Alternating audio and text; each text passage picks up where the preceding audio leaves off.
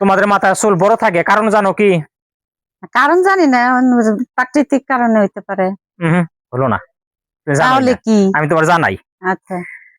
সৃষ্টিকর্তা কি করছে বিধাতায়, প্রথমে এই যে মনে করো মাকড়সা, তারপরে মশা টশা এগুলো তৈরি করছে না, তখনই সৃষ্টিকর্তা কি করলো বিধাতায়, উকুন, উকুনটা মনে করো দিল পুরুষের মাথায়।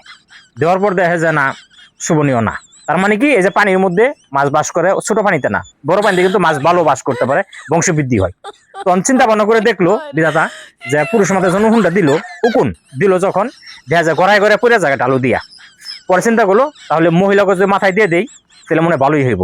পরে মহিলা মাথায় নিয়ে দিল, দেওয়ার পরে দেখা যায় বেশ আনন্দ সহকারে ওরা বসবাস করতেছে এবং অলরেডি বংশবৃদ্ধি করে ফেলাইছে। এরপরে থেকে উকুন দেখলো যে ছোট মাথায় ছোট চুলে থাকে না, এই বড় চুলের মধ্যে গিয়ে উকুন বংশবৃদ্ধি করতে পারে। এই জন্য তোমাদের মাথায় চুল দেওয়া, বড় বড় নারীর মধ্যে মাথায় চুল বড় বড় দেওয়া হয়েছে, এটাই কারণ, যেন উকুন বংশবৃদ্ধি করতে পারে। ক্লিয়ার? ক্লিয়ার। Thank you.